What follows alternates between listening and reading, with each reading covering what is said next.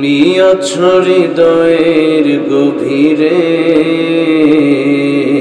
ভুলবো তোমায় বলো কি করে, ভুলবো তোমায় বলো কি করে।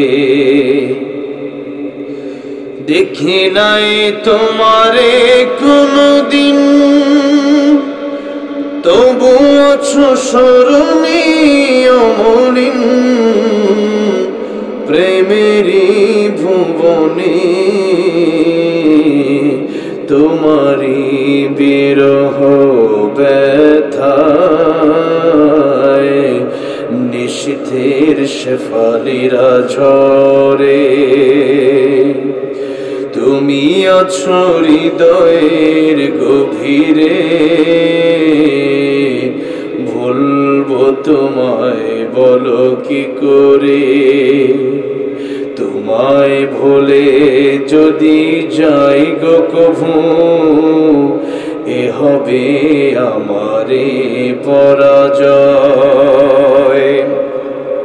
আমার সকল আশার অবেলা হারিয়ে যাবে হায়, অবেলা হারিয়ে যাবে হায়।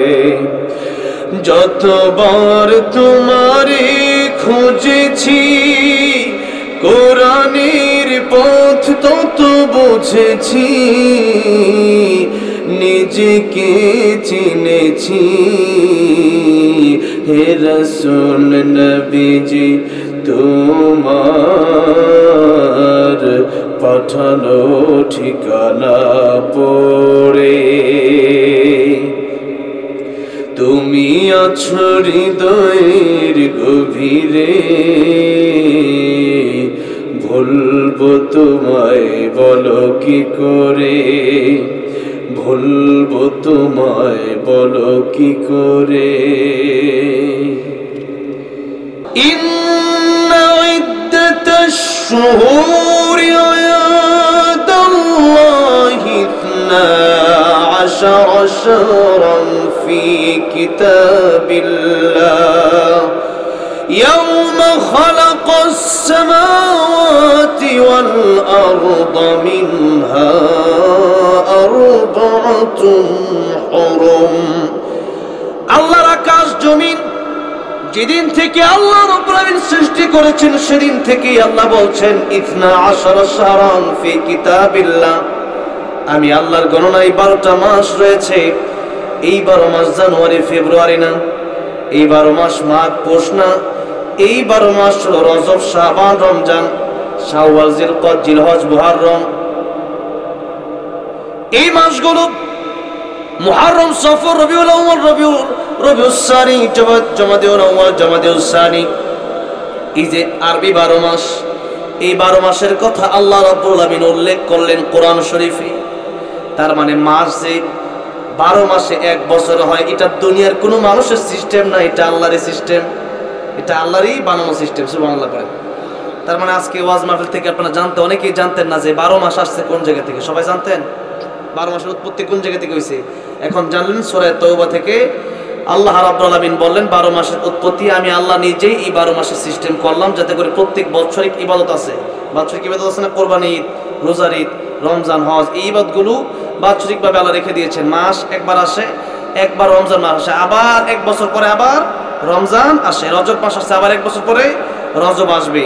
এরকম সিস্টেম আল্লাহ নিজেই করে দিলেন। এবার আল্লাহ রাব্বুল আলামিন বলছেন এই 12 মাস আমি আল্লাহ রাব্বুল আলামিন সৃষ্টি করার পরে রমজান তো এমনি শ্রেষ্ঠ মাস। রমজানের ব্যাপারে কোরআন শরীফে তো কথা আছে, শাহরু রমাদানাল্লাযী উনজিলা ফীহিল কুরআন। রমজান মাসে কোরআন নাযিল হয়েছে, এই মাস সবচেয়ে বেশি দামি। এরপরে আল্লাহ রাব্বুল আলামিন বললেন আরো 4টা মাসকে আমি সম্মান দিলাম, আরবাতুন হুরুম, আমি আল্লাহ আরো 4টা মাসকে সম্মান দিলাম এই 12 মাসের ভিতরে। রাসূল করিম সাল্লাল্লাহু আলাইহি সাল্লাম বললেন এই 4 মাসের 3 মাস হলো একসাথে, জিলকদ, জিলহজ, মুহররম, আরেকটা মাস আলাদা। রমজান মাসের আগের মাস এই মাসের নাম হলো রজব মাস। এই মাস অত্যন্ত গুরুত্বপূর্ণ মাস, যেই মাসের ব্যাপারে আল্লাহ বললেন এই রজব মাসকে আমি আল্লাহ রাব্বুল আলামিন নিজেই সম্মান দিলাম। এই রজব মাস, যেই মাসকে আল্লাহ রাব্বুল আলামিন নিজে সম্মান দিলেন, এখন এই মাসের নামে যদি আমরা না জানি, এই মাসকে আমরা সম্মান দিতে পারবো? এই মাসের নাম তো আগে আমাদের জানতে হবে। একজন মানুষ বিয়ে করবে, বিয়ে করার আগে পা মেলায় বসে আছে, হেলান দিয়া বসে আছে। হবু শ্বশুর আসছে, বলল তোমার হবু শ্বশুর এমনি সোজা হইয়া বসছে কেন? হবু শ্বশুর আসছে, তার মেয়েকে বিয়ে করবো কয়দিন পরে, উনি আমার হবু শ্বশুর, উনি আমার শ্বশুর হবেন, তাহলে ওনার সামনে তো এত ঠ্যাং মেলা এবার বসে থাকা যায় না, একটু সোজা হইয়া বসি। এই যে নড়াচড়া করলো, এটা হলো সম্মান দিল। এটা কি দিল? সম্মান দিল। এখন শ্বশুর যে যিনি হবেন, ও যদি নাই জানে তাহলে কি সম্মান দিবে? এমনি তো চা খাইতেছে, বৈশা রয়েছে, কোনো ঠিক ঠিকানা, কিন্তু শ্বশুর যখন আসসালামু আলাইকুম যখন জানতে পারছে, আগে জানতে হবে, তারপরে আপনি সম্মান দেবেন। আমাদের এলাকায় একটা প্রবাদ আছে যে যে যাকে চিনে সে তাকে কিনে। তার মানে আপনি চিনতে পারলে জিনিস কিনবেন, না চিনলে তো আর কিনবেন না। কিনবেন না চিনলে তো আপনি নিবেন না কোনো জিনিস। তা আগে আপনাকে চিনতে হবে যে জিনিসটা কি, তাহলে আপনি এই জিনিসের মর্যাদা বুঝবেন। তাহলে এই যে মাস, এটা আমাদের জানতে হবে, তাহলে আপনি এই মাসকে সম্মান দিতে পারবেন। আল্লাহ রাব্বুল আলামিন বললেন এই রজব মাসকে আমি আল্লাহ রাব্বুল আলামিন সম্মান দিলাম, সুতরাং এই মাসকে তোমরাও সম্মান দাও। সম্মান দিতে হলে আগে আমাকে আপনাকে জানতে হবে কোন মাসকে আল্লাহ রাব্বুল আলামিন স্পেশাল মর্যাদা দিলেন। এখন রজব মাসকে আল্লাহ রাব্বুল আলামিন স্পেশাল মর্যাদা দিলেন। এই রজব মাস যখনই আসতো, রাসূল সাল্লাল্লাহু আলাইহি সাল্লাম কোন দোয়া পড়তেন? একটু আগে পড়লাম, আল্লাহুম্মা বারিক লানা ফি রজব ওয়া শাবান ওয়া বাল্লিগনা রমাদান। আয় আল্লাহ রাব্বুল আলামিন, রজব আর শাবানে আপনি আমাদেরকে বরকত দান করেন, আর রমজান পর্যন্ত আমাদেরকে আপনি পৌঁছায় দেন। কারণ এক মানুষ যদি একবার রমজান পেয়ে যায়, তার ভাগ্য খুলে গেল। একবার কেউ যদি একটা নফল ইবাদত করে রমজান মাসে, তাহলে ফরজের সওয়াব আছে না নাই? আর যদি একটা ফরজ করে, তাহলে কয়টা ফরজ করার সওয়াব? 70টা। সুবহানাল্লাহ পড়ে। আর যদি লাইলাতুল কদর পেয়ে যান, তাহলে তো ভাগ্য আরো ভালো। আল্লাহ বললেন লাইলাতুল কদরি খায়রুম মিন আলফি শাহর। এক রাত ইবাদত করবেন, আল্লাহ রাব্বুল আলামিন হাজার হাজার মাসের চাইতে বেশি সওয়াব আপনার আমলনামায় দিয়ে দিবে। এমন রাত, এমন অফার আল্লাহ পৃথিবীর কোন নবীর কোন উম্মতকে দেয় নাই, এই উম্মতকে দিলেন। কারণ এই উম্মতের হায়াত বড় কম। এই উম্মতের হায়াত বড় কম। আগের উম্মত বাঁচতো 400 বছর 500 বছর, ইবাদত করতো বেশি। মিজানের পাল্লায় দেখা যাবে তাদের নামাজ বেশি, রোজা বেশি। কিন্তু আল্লাহ বলেন, ও আমার শ্রেষ্ঠ নবীর শ্রেষ্ঠ উম্মতেরা, তোমাদের কেমন একটা রাত দিলাম। জীবনে একবার যদি কেউ এক রাত পেয়ে যায়, হাজার হাজার মাস, কত হাজার মাস তা আল্লাহ ভালো জানে। হাজার হাজার মাস বেঁচে থাকলে যেই সওয়াব, আমল করলে যে সওয়াব হতো, এক রাত ইবাদত করলেই সেই সওয়াব তোমাদের আমলনামায় দিয়ে দেব। এটা তোমাদের বেলায়, কেবলমাত্র মুহাম্মদুর রাসূলুল্লাহ সাল্লাল্লাহু আলাইহি সাল্লামের উম্মতের বেলায়। সুবহানাল্লাহ বলেন। ভাইরা বাবাজিরা, সেই মাস রমজানুল মুবারক আমাদের সামনে সমাগত, আসতেছে। এখনই আমাদের প্রস্তুতি কিভাবে নিতে হবে? একে তো হচ্ছে রাসূলুল্লাহ সাল্লাল্লাহু আলাইহি সাল্লাম এই মাস পাওয়ার জন্য দোয়া করতেন। ইমাম আবু বকর জাসসাস রাহমাতুল্লাহ আলাইহি ওনার বিশ্ববিখ্যাত গ্রন্থ আহকামুল কোরআনে লিখেছেন, এই মাসে যারা বেশি বেশি আমল করবে, এই মাসে যারা গুনাহ ছেড়ে দেওয়ার চেষ্টা করবে, গুনাহ ছেড়ে দেবে, এই 4টা মাসে রজব, জিলকদ, জিলহজ, মুহররম, বাকি মাসগুলোতে আল্লাহ রাব্বুল আলামিন তাকে নেক আমল করার, বেশি বেশি নেক আমল করার তৌফিক দিবেন এবং গুনাহ ছেড়ে দেওয়ার তৌফিক দিবেন। সুবহানাল্লাহ পড়েন। এই জন্য এই মাসে বেশি বেশি নেক আমল করা। আল্লাহ রাব্বুল আলামিন বললেন, এই সম্মানিত মাসগুলো যখন চলে আসবে, ফালা তাযলিমু ফীহিন্না আনফুসাকুম, তোমরা গুনাহ ছেড়ে দাও, কারণ জাহান্নামে যাওয়ার জন্য একটা মাত্র গুনাহই যথেষ্ট। একটা মাত্র কবিরা গুনাহ জাহান্নামে যাওয়ার জন্য যথেষ্ট। এই জন্য কবিরা গুনাহ যদি কেউ করে, তাওবা না করে মরলে জাহান্নামে যাওয়াটাই স্বাভাবিক। এই জন্য আল্লাহ বলছেন, এই মাস যখন চলে এসেছে তোমরা গুনাহ বন্ধ করে দাও। এক নম্বর কথা হচ্ছে সম্মান বাড়ায় দিতে হবে। সম্মান বাড়াবেন কেমনে?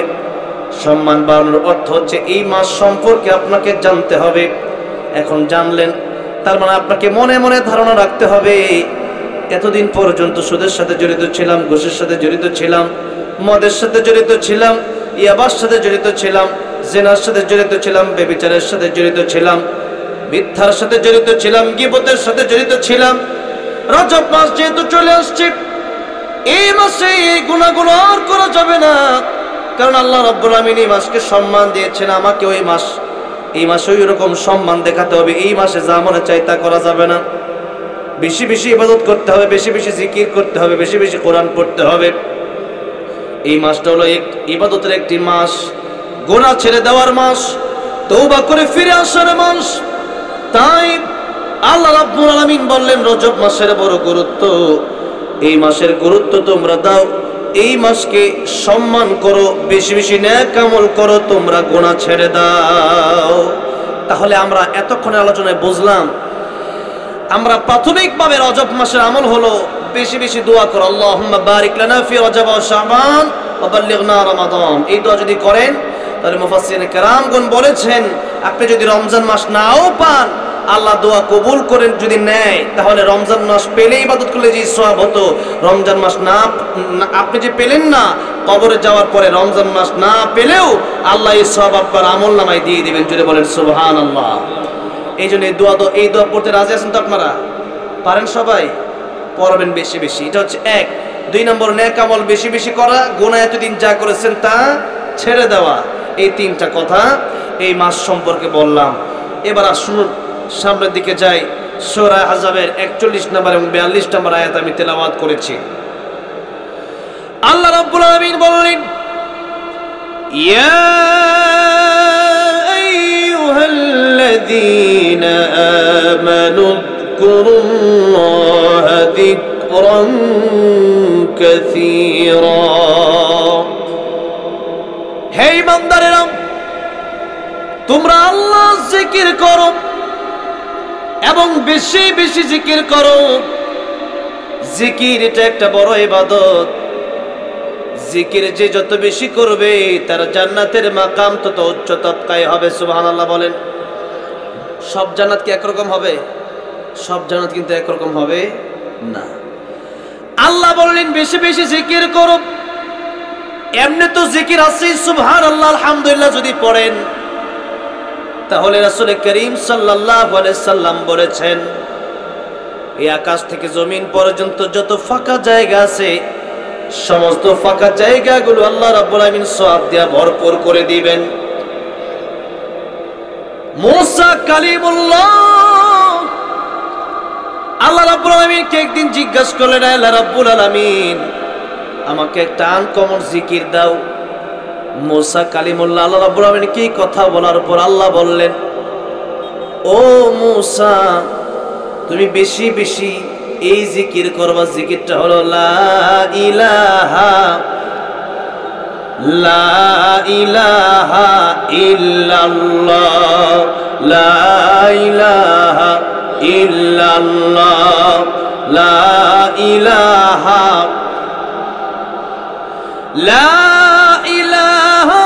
ইল্লাল্লাহ মুহাম্মাদুর রাসূলুল্লাহ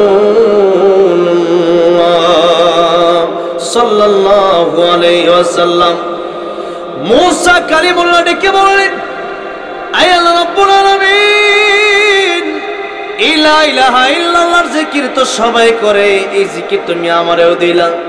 আল্লাহ বলেন, মুসা, এই দুনিয়াতে যা কিছু আছে, লা ইলাহা ইল্লাল্লাহর চাইতে দামি আমার কাছে আর কিছু নাই। সুতরাং তুমি বেশি বেশি লা ইলাহা ইল্লাল্লাহর জিকির করো।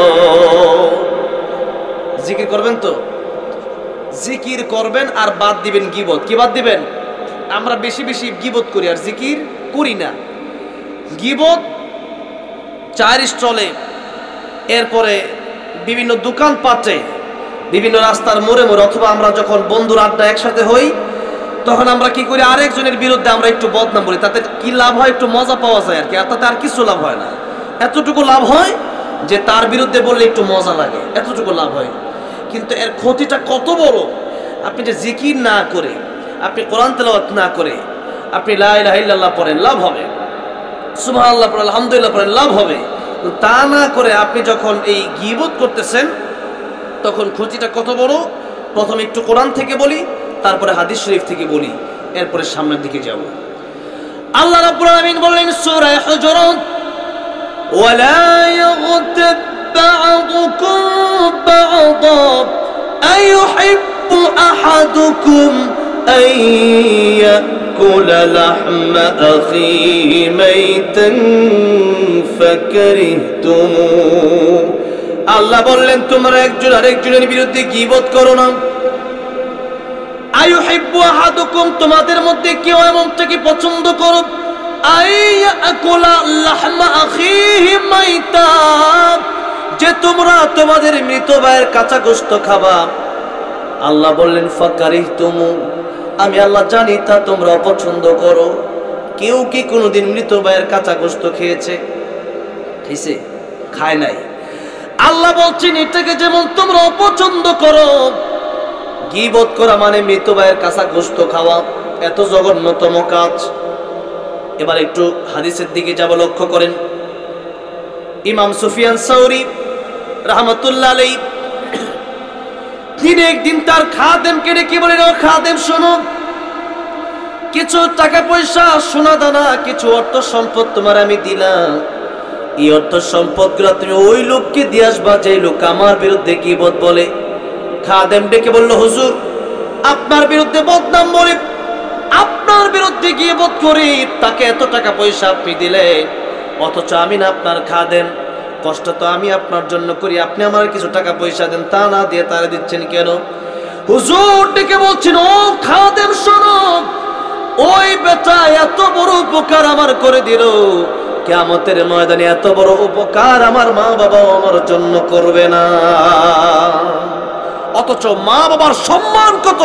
সূরা বানী ইসরাঈল, আপনারা মা বাবার কথা যত আলোচকরা যখন আলোচনা করে তখন আপনারা শুনেই থাকেন যে আল্লাহ রাব্বুল আমিন কোরআন শরীফ বিভিন্ন আয়াতেই বলেছেন, ওয়াকাদা রাব্বুকা আল্লা তা'বুদু ইল্লা ইয়্যা ওয়া বিল ওয়ালিদাইনি ইহসানা।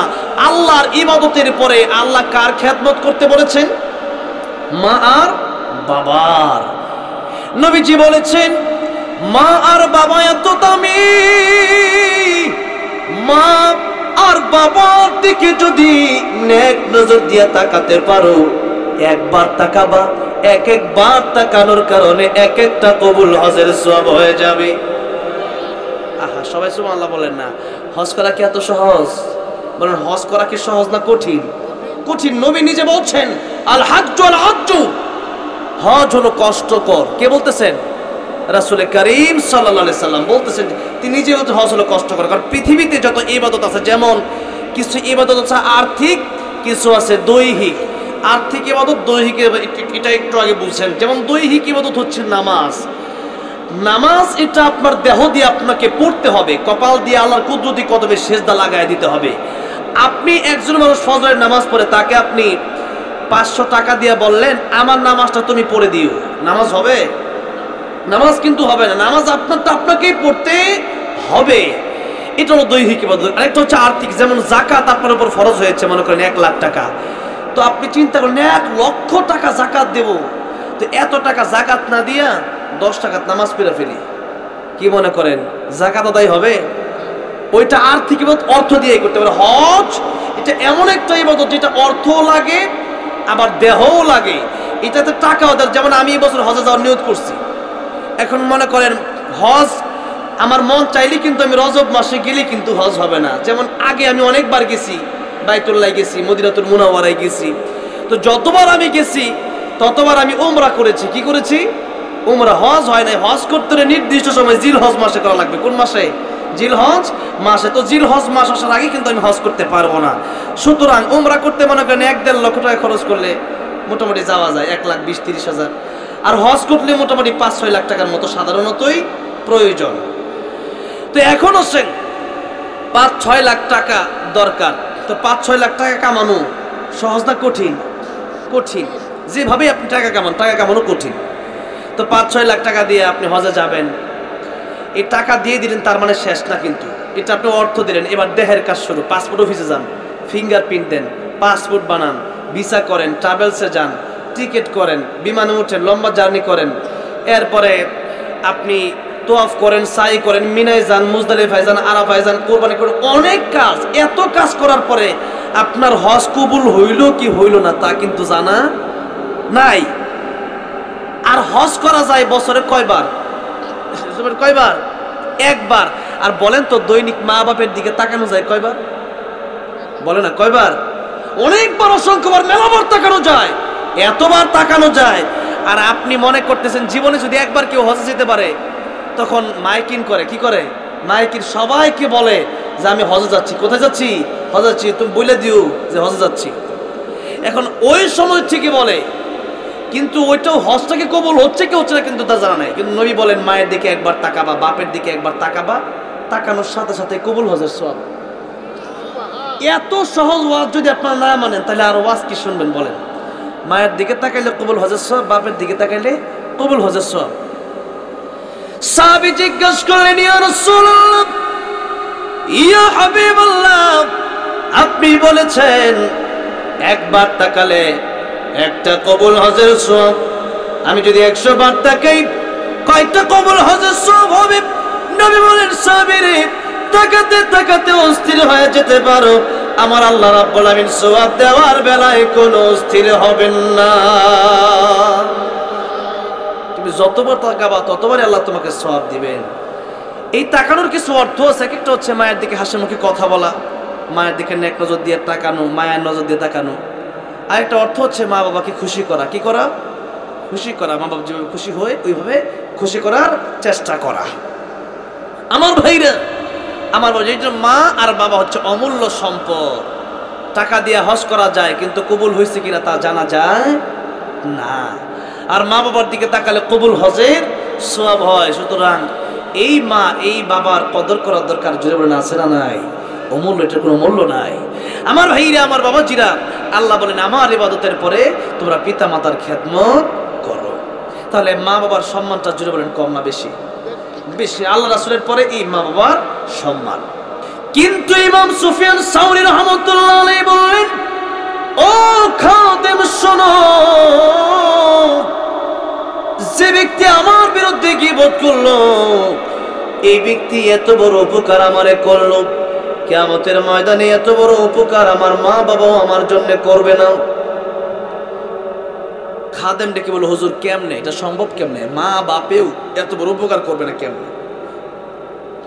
এবার একটু লক্ষ্য করে দেখেন সূরা আবাসির আল্লাহ বললেন, ইয়াউমা ইয়াফিরুল মারউ মিন আখিহি ওয়া উম্মিহি ওয়া আবিহি ওয়া সাহিবাতিহি ওয়া বানিহি। কিয়ামতের ময়দান যেদিন শুরু হয়ে যাবে, ওই দিন পৃথিবীর মানুষগুলা 50,000 বছর কিয়ামতের ময়দানে দাঁড়ায় থাকা লাগবে। মাথার অর্ধ হাত উপরে সূর্য, আর পায়ের নিচে তামার জমিন, আটলান্টিক মহাসাগর, বঙ্গোপমহাসাগর, আরব মহাসাগর পার গোলা। সাগর তো থাকবেই না, সব আল্লাহ তামা বানায় দিবেন, পাহাড়গুলা সমতল করে দিবেন। এমন একটা কঠিন অবস্থায় সব নবীরা পর্যন্ত নফসি নফসি বলতে থাকবে। কেবলমাত্র একজন নবী, যে নবী বলবেন উম্মতি, তিনি হলেন রাহমাতুল লিল আলামিন। আল্লাহ নিজের ব্যাপারে বলেছেন, আলহামদুলিল্লাহি রাব্বিল আলামিন। আল্লাহ যত সৃষ্টি আছে সমস্ত সৃষ্টি জগতের জন্য, দুনিয়া হোক পরকাল হোক, সমস্ত দুনিয়া এবং পরকাল উভয় জায়গার জন্যই আল্লাহ রাব্বুল আলামিন তিনি হলেন রব। আর আমার নবীর ব্যাপারে আল্লাহ রাব্বুল আলামিন বললেন, ওয়া মা আরসালনাকা ইল্লা রাহমাতাল লিল আলামিন। রাহমাতুল লিল আলামিন নবী কোরআনে প্রমাণ। আশিক বিনে কে বুঝিবে আমার দয়ার নবীর শান। উম্মত বিনে কে বুঝিবে আমার দয়ার নবীর শান। খারাপ লাগতেছে? একটু মাঝে মধ্যে নবীর প্রেম বলা যাবে না আমার সাথে? একটু জবানটা ছেড়ে দিয়ে বলেন না, রাহমাতুল লিল আলামিন নবী রাহমাতুল লিল কোরআনে প্রমাণ। আশিক বিনে কে বুঝিবে আমার দয়ার নবীর শান। বলেন, আশিক বিনে কে বুঝিবে নবী আমার মদিনারে বলবো।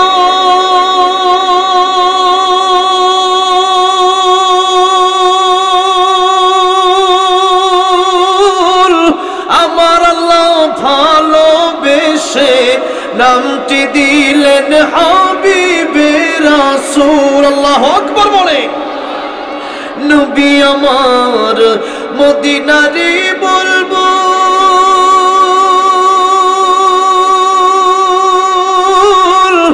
আমার আল্লাহ ভালোবেসে নামটি দিলেন হাবিবে রাসূল।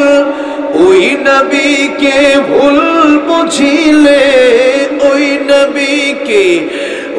নবীকে ভুল বুঝিলে থাকবে না ঈমান।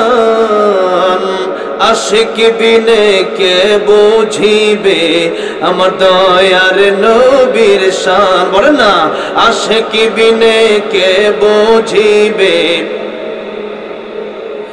রাহমাতুল লিল আলামিন নবী রাহমাতুল লিল কোরআনে প্রমাণ। আশিক বিনে কে বুঝিবে আমার দয়ার নবীর শান। উম্মত বিনে কে বুঝিবে আমার দয়ার নবীর শান। আমার ভাইরা, আমার মুরব্বী ওয়াজিরা বলতেছিলাম, কিয়ামতের ময়দানটা এত ভয়াবহ হবে, সমস্ত নবীরা নফসি নফসি বলবে। একজন নবী বলবেন শুধু উম্মতি উম্মতি, কারণ তিনি দুনিয়ার জন্য শুধু রহমত নয়। আমার আল্লাহ বলেছেন, আলহামদুলিল্লাহি রাব্বিল আলামিন। এই জগতের জন্য আমি আল্লাহ যেমন রব, পরকালের জন্য আমি আল্লাহ তেমন রব। আর আমার নবী এই জগতের জন্য যেমন রহমত, আর পরকালের জন্য তেমন রহমত। রাব্বিল আলামিন, রাহমাতুল লিল আলামিন, একই শব্দ আল্লাহ রাব্বুল আলামিন ব্যবহার করেছেন। আল্লাহর ক্ষেত্রেও নবীর ক্ষেত্রেও আল্লাহ একটা শব্দ ব্যবহার করলেন, যে যে জায়গার জন্য আমি আল্লাহ রব, সেই সেই জায়গার জন্য আমার নবী রহমত। কারণ কিয়ামতের ময়দানে আমার নবীর ওসিলার প্রয়োজন আছে না নাই? নবীর সুপারিশের দরকার আছে না নাই? এই জন্য ভাইরা বাবাজিরা, নবীর সুপারিশের জন্য প্রয়োজন থাকে। আমার নবীর আদর্শ জীবনে বাস্তবায়ন করেন, আমার নবীর কথাগুলো জীবনে মেনে চলেন, আমার নবীকে আদর্শ মানেন। গায়ক গায়িকা আমাদের আদর্শ হতে পারে না, নায়ক নায়িকা আমাদের আদর্শ হতে পারে না, খ্রিস্টান খেলোয়াড়গুলো আমাদের আদর্শ হতে পারে না। আমাদের আদর্শ বিশ্ব নবী রাহমাতুল লিল আলামিন, তিনি আমাদের আদর্শ। যার চরিত্রের সার্টিফিকেট স্বয়ং আল্লাহ রাব্বুল আলামিন নিজে দিলেন, ওয়া ইন্নাকা লাআলা খুলুকিন আযীম। এত সুন্দর চরিত্র পৃথিবীতে আর কোন মানুষকে আল্লাহ রাব্বুল আলামিন দান করেন নাই। আমার ভাইরা, আমার বাবাজিরা, জীবনে যিনি একটা মিথ্যা কথাও বলেন নাই, দুষ্টুমি করে একটা মিথ্যা কথাও বলেন নাই। আর আমরা মিথ্যা কথা বলি কি বলি না? নামাজ, যে নবীজি বলেছেন জীবনের শেষ কথা নামাজ নামাজ, সেই নবীর এই কথার দাম আমরা কোথায় রাখলাম? নামাজ আমরা কয় ওয়াক্ত পড়ি? শুক্রবারে মুসল্লিরাও আপনার 5 ওয়াক্ত নামাজই নাই। ঠিক না ঠিক বলেন? আমার ভাইরা বাবাজিরা, নবীর জীবন আদর্শ যদি মানতে হয় শুধু জোহর আসর আর মাগরিব অথবা জুমা পড়লে হবে নাকি ফজরের নামাজও পড়তে হবে? ফজর নামাজ পড়ার দরকার আছে না? জোরে করো। সুন্নাত নয় শুধু দাওয়াতের মেহমান, সুন্নাত নয় শুধু খাওয়া শেষ মধুপান, আরো কিছু সুন্নাত আছে তুমি জানো কি? জানলেও জীবনে কখনো তা মানো কি?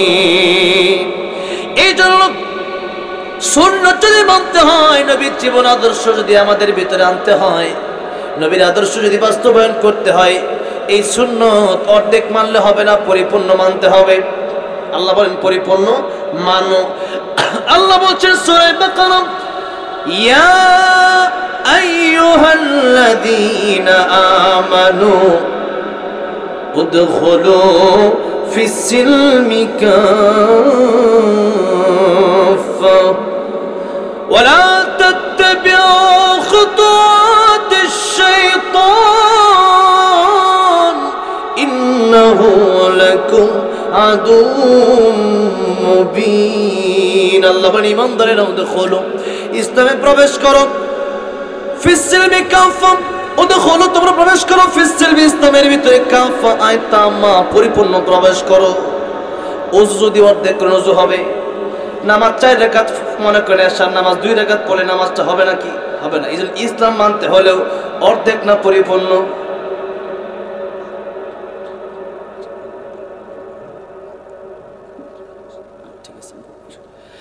আমার ভাইরা, আমার বাবাজিরা, এই জন্য ইসলাম যদি মানতে হয় এই কথা মনে রাখতে হবে, আমার নবী যেইভাবে বলেছেন ওইভাবে আমাকে চলতে হবে। কিছু মানলাম কিছু মানলাম না তা হবে না। আমার ভাইরা, আমার বাবাজিরা, বলতেছিলাম কিয়ামতের ময়দানে আমার নবী ছাড়া সবাই বলবেন নাফসি নাফসি, আমাকে বাঁচাও, আমার কি উপায় হবে? আজকে আমার কি উপায় হবে? সেই কিয়ামতের কঠিন ময়দানে আল্লাহ বলতেছেন তোমার ভাই কাজে আসবে না, বোন কাজে আসবে না, মা কাজে আসবে না, বাপ কাজে আসবে না। কে বললেন? ইয়াউমা ইয়াফিরুল মারউ মিন আখি ওয়া উম্মিহি ওয়া আবি। কার কথা এগুলো? আল্লাহর কথা। সূরা আবাস আল্লাহ বলেন মা কাজে আসবে না, ভাই কাজে আসবে না, বোন কাজে আসবে না, বন্ধুদের কাজে আসবে না। মা বলবে আমার কোনো সন্তান নাই, কাউরে আমি চিনি না। সেই বিপদের দিনে মানুষের হক যারা মেরে খায় তাদের কিন্তু নিস্তার হবে না। মানুষের হক যদি কেউ মেরে খায় তাহলে তার নেক আমল তার অনিচ্ছা সত্ত্বেও তারে দিয়ে দেওয়া লাগবে। আর মানুষের হক খাওয়ার মধ্যে একটা হলো এই দুনিয়ার মানুষের টাকা পয়সা জমি জমা আত্মসাৎ করা, বোনের হক খাওয়া, ভাইয়ের হক নিয়ে নেওয়া, ইতিমের হক খাওয়া, মিসকিনের হক নিয়ে নেওয়া, যাকাতের টাকা খেয়ে মানে নিজের ব্যাংকে রেখে দেওয়া, এইগুলো হচ্ছে মানুষের হক খাওয়া। আরেকটা কথা আছে মানুষের ইজ্জত নষ্ট করা। এটার ব্যাপারে নবী বললেন গীবত যদি করো তোমাদের 2টা ক্ষতি হবে, এটাও মানুষের হক নষ্ট করা। কিয়ামতের ময়দানে মা বাপ কাছে আসবে না, যেই মা বাপের ব্যাপারে আল্লাহ এত কথা বললেন, যে মা বাবাকে আল্লাহ রাব্বুল আলামিন ওদের পরে যেই মা বাবার খেদমত করতে বললেন, ওই মা বাবার এত সম্মান, ওই মা বাবা কিয়ামতের ময়দানে একটা নেকি দিতে চাইবেন আল্লাহ বলেছেন। আর কিয়ামতের ময়দানে যারা একজন আরেকজনের বিরুদ্ধে গীবত করবে, নবী বলেছেন তার 2টা ক্ষতি হবে। কয়টা ক্ষতি? 2টা ক্ষতি হয়ে যাবে। 1 নাম্বার, নিজের নেক আমল তারে দিয়ে দেওয়া লাগবে, নামাজ তারে দিয়ে দেওয়া লাগবে, সালাম তারে দেওয়া লাগবে, কোরআন তেলাওয়াত তারে দিয়ে দেওয়া লাগবে। আর তার গুনাহ তাকে নিয়ে যে ব্যক্তি গীবত করলো তাকে নিয়ে তাকে জাহান্নামে যেতে হবে, তাকে জাহান্নামে পৌঁছে দেওয়া হবে। আমার ভাইরা, আমার বাবাজিরা, এই জন্য গীবত যদি করেন তাহলে আপনি বড় ক্ষতিগ্রস্ত হয়ে যাবেন। এই জন্য আমার ভাইরা, আমার বাবাজিরা, গীবত যদি করেন এটা আপনার জন্য অত্যন্ত ক্ষতিকর, কিয়ামতের ময়দানে জাহান্নামে যাওয়ার কারণ। আর জিকির যদি করেন তাহলে জিকিরটা আপনার জান্নাতে যাওয়ার কারণ হয়ে যাবে। আমার ভাইরা, আমার বাবাজিরা, এবার আসেন জিকির শব্দের কয়েকটা ব্যাখ্যা আমি বলে আলোচনা আমি শেষ করব। জিকির শব্দের 5টা প্রধানত ব্যাখ্যা লিখেছেন তাফসিরে কাবীরে ইমাম ফখরুদ্দিন রাজি রাহমাতুল্লাহ আলাইহি। কয়টা? জুন কয়টা? 5টা। এক নম্বরে, আর এই সবগুলো আল্লাহ নিজেই বর্ণনা দিচ্ছেন। আল্লাহ বলছেন ইন্না নাহনু নাযালনা যিকরা ওয়া ইন্না লাহু লাহাফিযুন।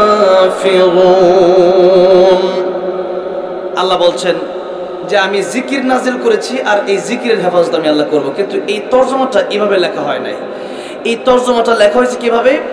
আপনি তাফসিরে কাবির খোলেন, তাফসিরে মাআরিফুল কোরআন খোলেন, তাফসির ইবনে কাসির খোলেন, তাফসিরে কুরতুবী খোলেন, তাফসিরে মাজারি খোলেন, যে তাফসিরে আপনি খুলবেন তাফসির খুলে দেখবেন যে এটাই লেখা যে আমি আল্লাহ কোরআন নাজিল করেছি আর কোরআনের হেফাজত করবেন কে? কোরআনের হেফাজত করবেন কে? আল্লাহ। কারণ পৃথিবীর অসংখ্য অগণিত গ্রন্থ রয়েছে কিন্তু কোনো গ্রন্থের হাফেজ নাই। একটা মাত্র গ্রন্থ, সেটা হচ্ছে কোরআন শরীফ। কোরআন শরীফের হাফেজ পৃথিবীতে আছে না নাই? কম না বেশি? এই জন্য নকুল কুমার বিশ্বাস হিন্দু হয়েও একটা গান লিখছে। কি গান বলবো? হিন্দু হয়ে কোরআন নিয়ে লিখছে, যদি আগুনে লেগে ধ্বংস হয়ে যায়, ধ্বংস হয়ে যায়, যদি আগুনে লেগে ধ্বংস হয় পৃথিবীর সব বইয়ের দোকান, বিশ্ব থেকে হারাবে না পবিত্র কোরআন, বিশ্ব থেকে হারাবে না পবিত্র কোরআন। করবে কেমন করে কোরআন ধ্বংস আগুনের তেজ, করবে কেমন করে কোরআন ধ্বংস আগুনের তেজ।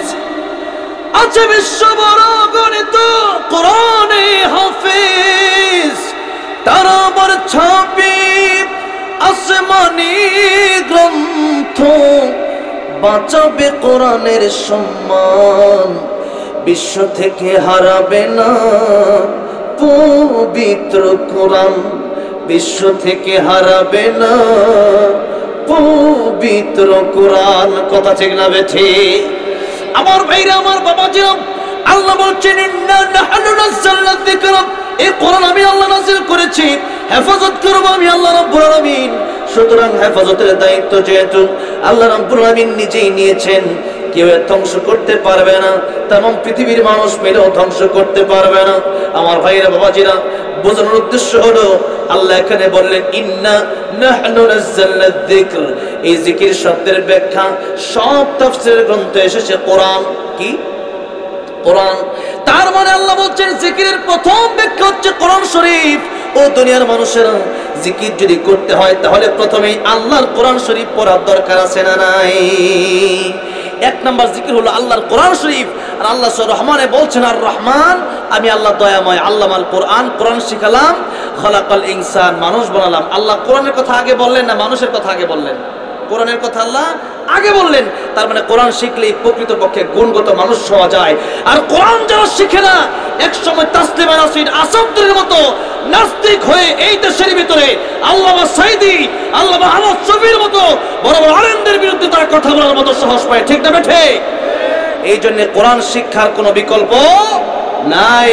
কোরআন যদি শিখেন তাহলে আপনি প্রকৃত মানুষ হয়ে যাবেন। কারণ যারা কোরআন শিখে তারা জানে যে এই কোরআন যেহেতু আমি শিখলাম, তারা পরকাল বুঝে, পরকালে হিসাব দেওয়ার ভয় তাদের থাকে। আর যারা কোরআন শিখে না, পরকালের হিসাব দেওয়ার কোনো ভয় তাদের থাকে না। এরা মনে করে খাও দাও ফুর্তি করো, দুনিয়াটা মস্ত বড়, এই দুনিয়ায় খেয়ে দিয়ে যাও। কিন্তু যারা কোরআন শিখে তারা জানে। ওমর রাদিয়াল্লাহু আনহু একবার যাচ্ছেন রাস্তা দিয়ে মরুভূমি, এক রাখালকে বললেন এই ছাগলগুলো কার? বলল আমার মালিকের। বললো আমার একটু দুধ দেওয়া যাবে? বললো না, আমার মালিকের ছাগল। ওমর রাদিয়াল্লাহু আনহু বলে একটা ছাগল দেও, পরীক্ষা করার জন্য বলে এটা ছাগল দেওয়া আমারে, তোমার কিছু টাকা দিই। রাখাল ডেকে বললো, ও যুবক, তখন চিনে না ওমর রাদিয়াল্লাহু আনহুকে, বললো যে এই যে ছাগল, এটা তো আমার মালিকের, আমি তোমার ছাগল বিক্রি করবো কিভাবে? আমি তো রাখাল। বললো তুমি বলবো বাঘে খেয়ে নিছে ছাগলটা। রাখাল বলল, যুবক, এই যে এই কথাটা তুমি আমার বললা, আমি আমার এই ছাগলের মালিককে হয়তো জবাব দিয়ে পার পাবো, কিন্তু কিয়ামতের ময়দানে এই মালিকের কাছে আমি কি জবাব দেব? আল্লাহু আকবার বলে। এই যদি এই ভয় যদি কারো থাকে যে আল্লাহর কাছে একদিন অবশ্যই আমার জবাব দেওয়া লাগবে, যে লিতুজজা কুল্লু নাফসিন বিমা তাসআ, এই দুনিয়া তাহলে এমনি পাঠান নাই, যে পাঠাইছে যা করতেছে এটার হিসাব একদিন ঠিকই আমার দেওয়া লাগবে, তাহলে এই ব্যক্তি গুনাহ করতে পারে না, চুরি করতে পারে না, ডাকাতি করতে পারে না, সুদ খেতে পারে না, ঘুষ খেতে পারে, তাই জন্য কোরআন শিক্ষার কোনো বিকল্প নাই। ভাইরা বাবাজিরা, এরপর আরেকটা কথা বলি, কিয়ামতের ময়দানে সর্বপ্রথম নামাজের হিসাব হবে। কিসের হিসাব? নামাজের হিসাব হবে। আউয়ালু মা ইউহাসাবু বিল আবদু ইয়াউমাল কিয়ামাতিস সালাহ। কিয়ামতের ময়দানে নামাজের হিসাব যেহেতু হবে, নামাজ ভঙ্গের কারণ 19টা, প্রথম কারণ হচ্ছে নামাজে অশুদ্ধ পড়া। কারণ আপনি যদি কোরআন শরীফ অশুদ্ধ পড়েন, নামাজ হবে না। নামাজ যদি না হয়, আপনি প্রথমে ধরা খেয়ে যাবেন। নবী বললেন, নামাজের হিসাব দিতে গিয়ে যে ব্যক্তি পার পেয়ে যাবে, সে সব হিসাবে পার পেয়ে জান্নাতে চলে যাবে। সুবহানাল্লাহ। তাহলে নামাজটা সঠিক শুদ্ধভাবে পড়ার জন্য আগে আমাদেরকে কোরআন শরীফ সহি শুদ্ধ করে শিখতে হবে। কি শিখতে হবে? কোরআন শরীফ সহি শুদ্ধ করে ঠিক শিখতে হবে। অনেকগুলো গজলের রিকোয়েস্ট আছে, আপনারা গজলও শুনবেন, আমি শোনাবো ইনশাল্লাহ। একটু সময় নিচ্ছি আর কি, গজল আমি শোনাবো ইনশাল্লাহ। আজকের মাইকটা এত ভালো পাইছি, আমি অসুস্থ, আমি ভাবছিলাম যে কথাই বলতে পারবো না। আমার প্রচণ্ড অসুস্থ, পিঠে থেরাপি দেওয়া, তো থেরাপির শরীরটা একটু ব্যথা আর কি, তো একটু শক্তি পাচ্ছি না ওইরকম। তারপর মাইকটা খুব ভালো, মাইকের নাম কি? এটা নিউ সাউন্ড সিস্টেম। আলহামদুলিল্লাহ, এই মাইকটা খুব ভালো। এই মাইকটা হলে বক্তারা অনেক মানে সাশ্রয় হয় বক্তাদের। আলহামদুলিল্লাহ, অনেক ভালো মাইক, মানে এই এলাকায় ফার্স্ট টাইম এত সুন্দর একটা মাইক পেলাম, আলহামদুলিল্লাহ বলেন। তো আপনার অনেক ধন্যবাদ মাইকম্যান ভাই যিনি আছেন। আমার ভাইরা, আমার বাবাজিরা, এখন ওযু ছাড়া, ওযু যদি না করে নামাজ হবে? কোরআন শরীফ সহি শুদ্ধ করে না শিখলে আপনার নামাজ হবে না। এই কোরআন শরীফ আপনাকে শিখতেই হবে। কিতাব, এই কোরআন এসেছে কিতাবুন আনজালনাহু ইলাইকা লিতুখরিজান নাসা মিনাদ যুলুমাতি ইলান নূর, জাহান্নাম থেকে বাঁচায় জান্নাতে নেওয়ার জন্য। তাহলে এই কোরআন শরীফ আমাদেরকে আগে শিখতে হবে, যেহেতু বিশেষ করে আমরা মুসলিম, আমাদেরকে কোরআন না শিখে কবরে যাওয়া যাবে না। এই কোরআন, নবী বলেছেন, কিয়ামতের ময়দানে আল্লাহর সাথে তর্ক করবেন যে, আল্লাহ, এই ব্যক্তি আমি কোরআনকে ভালোবাসছে, তুমি যদি তাকে জান্নাতে না দাও, আমি কোরআন আজকে খুশি হব না, তাকে জান্নাতে দিতেই হবে। আল্লাহ বলবেন, কোরআন তোমার সুপারিশ মঞ্জুর করে তাকে জান্নাতে দিয়ে দিলাম। তাহলে কোরআন শরীফ বেশি বেশি পড়ার দরকার আছে না নাই? সূরা ইখলাস 3 বার পড়লে কয় খতম কোরআন শরীফের সওয়াব? 1 খতম। একটু পড়েন তো, বিসমিল্লাহির রহমানির রহিম, কুল হুয়াল্লাহু আহাদ, আল্লাহুস সামাদ, লাম ইয়ালিদ ওয়া লাম ইউলাদ ওয়া লাম ইয়াকুল লাহু কুফুয়ান আহাদ। 10 পারা কোরআন শরীফের সওয়াব আছে। সুবহানাল্লাহ পড়েন। আরেকবার পড়েন, বিসমিল্লাহির রহমানির রহিম, قل هو الله أحد الله الصمد لم يلد ولم يولد ولم يكن له كفوا أحد। 20 পারা। আরেকবার পড়েন, বিসমিল্লাহির রহমানির রহিম, কুল হুয়াল্লাহু আহাদ আল্লাহুস সামাদ লাম ইয়ালিদ ওয়া লাম ইউলাদ ওয়া লাম ইয়াকুল লাহু কুফুয়ান আহাদ। এখানে যারা আসছেন আজকে 1 খতম করে কোরআন শরীফ সওয়াব বাড়িতে নিয়ে যাবেন। আলহামদুলিল্লাহ বলেন। তে লাভ হইছে না ক্ষতি হইছে? অনেক বড় লাভ হইছে। সূরা তাকাসুর পড়বেন, কমপক্ষে 1000 আয়াত পড়লে যে সব আল্লাহ সেই সব আমলনামায় দিয়ে দিবেন।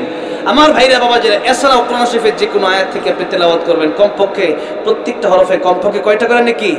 10টা করে নাকি আল্লাহ দিয়ে দেবে। তাহলে কোরআন শরীফ হলো বেশি বেশি আমাদের তেলাওয়াত করতে হবে, 1 নাম্বার। 2 নম্বরে, এই জিকির শব্দের অর্থ এসেছে কোরআন শরীফে, আল্লাহ বলেছেন, ফাযাক্কির বিল কুরআনি মান ইয়াখাফু ওয়াঈদ। এখানে যাকির শব্দ এসেছে, জিকির শব্দ এসেছে। এই জিকির শব্দের অর্থ হচ্ছে উপদেশ। কোরআন থেকে, কোরআনে অনেক উপদেশ আছে না নাই? মূসা আলাইহিস সালামের ব্যাপারে উপদেশ আছে, এরপরে ঈসা আলাইহিস সালামকে নিয়ে উপদেশ আছে, মারইয়াম আলাইহিস সালামকে নিয়ে উপদেশ আছে, নূহ আলাইহিস সালামকে নিয়ে উপদেশ আছে। এই পৃথিবীতে অসংখ্য অগণিত ঘটনা ঘটে যাওয়া অনেক উপদেশ আল্লাহ আমাদের জন্য শিক্ষণীয় করে রেখেছেন। এই উপদেশগুলো আমাদেরকে শিখতে হবে, জানতে হবে। কোরআন শরীফের ব্যাখ্যা, কোরআন শরীফের তাফসীর, কোরআন শরীফের ব্যাখ্যা, কোরআন শরীফের তাফসীর আমাদের জানতে হবে, শুনতে হবে। 3 নম্বরে, আল্লাহ রাব্বুল আলামিন বলেন জিকির শব্দের অর্থ কি হবে? সূরা জুমআতে আল্লাহ বললেন, ইয়া আইয়ুহাল্লাযীনা আমানু ইযা নুদিয়া লিস-সালাতি মিন ইয়াউমিল জুমআতি ফাসআউ ইলা যিকরিল্লাহি ওয়া যারুল বাই'। আল্লাহ বললেন, ওই বান্দারা, জুমার দিন যখন মসজিদে আযান হয়ে যায়, তখন তোমরা নামাজের দিকে চলে যাও। কোন দিকে চলে যাবেন? নামাজের দিকে যাও। কিন্তু এখন নামাজ শব্দ নাই, ফাসআউ ইলা যিকরিল্লাহ, আল্লাহ জিকিরের দিকে দৌড়াও। আল্লাহ জিকির মানে তোমরা নামাজের দিকে তখন দৌড়াও। তাহলে জিকির শব্দ 3 নম্বর অর্থ হচ্ছে নামাজ পড়া। নামাজ পড়লে জিকির হবে। কি পড়া? নামাজ পড়া। তাহলে পড়বেন তো নামাজ। হ্যাঁ, যেহেতু কিয়ামতের ময়দানে এটাই আপনার প্রথম হিসাব হবে।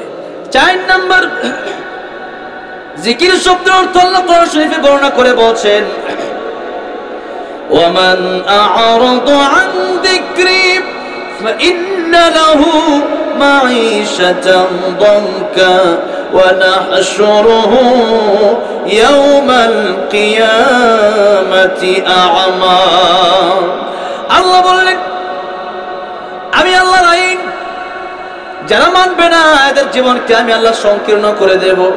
এখানে জিকির মানে আল্লাহর আইন, জিকির মানে কি আল্লাহর আইন। আল্লাহর আইন মানতে রাজি আছেন না নাই? শুধু ঘরে মানলে হবে না, সংসদেও মানতে হবে, সব জায়গায় মানতে হবে, কোনো জায়গায় বাদ রাখা যাবে না। আল্লাহর কোরআনের আইন কি শুধু ঘরে চলবে না, বাইরেও চলবে, সব জায়গায় মানতে হবে। যারা বলেন ঠিক না ঠিক? আমার ভাইরা, আমার বাবা, এই জন্য আল্লাহর আইন মানে হচ্ছে ঘর থেকে শুরু হবে রাষ্ট্র পর্যন্ত সব জায়গায় কার আইন চলবে? আল্লাহর আইন। আল্লাহর আইন যদি হয় তাহলে সুর থাকবে না, ডাকাত থাকবে না। যখন সুরের হাত কাটা হবে আর তখন দেখবেন সুর কমে গেছে, ডাকাত কমে গেছে। যেরকম ঠিক না বেঠিক? এই জন্য আল্লাহর আইন যখন দেশের মধ্যে চালু হয়ে যাবে তখন এই দেশ সুন্দর একটা সমাজে গড়ে উঠবে। আর যদি আল্লাহর আইন চালু না করা হয়, আপনি যত কিছুই বলেন না কেন, এই দেশে কোনোদিন শান্তি আসতে পারে না। আল্লাহ বলেন তোমাদের জীবনকে আমি সংকীর্ণ করে দেব। 2 নাম্বার, কিয়ামতের ময়দানে আমি আল্লাহ রাব্বুল আলামিন তোমাদেরকে অন্ধ বানায় ওঠাবো। কি বানায় ওঠাবো? অন্ধ বানায় ওঠাবো। তাই আল্লাহর আইন এই দুনিয়াতে আমাদের বাস্তবায়ন করতে হবে। আল্লাহ বলেন আমার আইন মেনে নাও। আমার আইন যদি তোমরা না মানো, আল্লাহ সূরা রহমানে বলছেন ইয়া মা'আশারাল জিন্নি ওয়াল ইনসি ইন ইসতাতাতুম আও তানফুযু মিন আকতারিস সামাওয়াতি ওয়াল আরদি ফানফুযু লা তানফুযুনা ইল্লা বিসুলতান। আল্লাহ বলেন আমার আইন যদি তোমাদের কাছে ভালো না লাগে, আমার আকাশ জমিন ছেড়ে তোমরা বের হয়ে যাও। আল্লাহর আকাশ আল্লাহর জমিন ছেড়ে বের হয়ে যাওয়ার মতো ক্ষমতা এই পৃথিবীতে কোনো মানুষের আছে? জরুর আছে? নাই। থাকতে হলে পৃথিবীতেই থাকতে হবে। শুধু এই পৃথিবী কেন, আমাদেরকে বানাইছে কে? কে বানাইছে? আল্লাহ। সুতরাং গোলামি করতে হবে কার? আল্লাহর আইন মানতে হবে কার?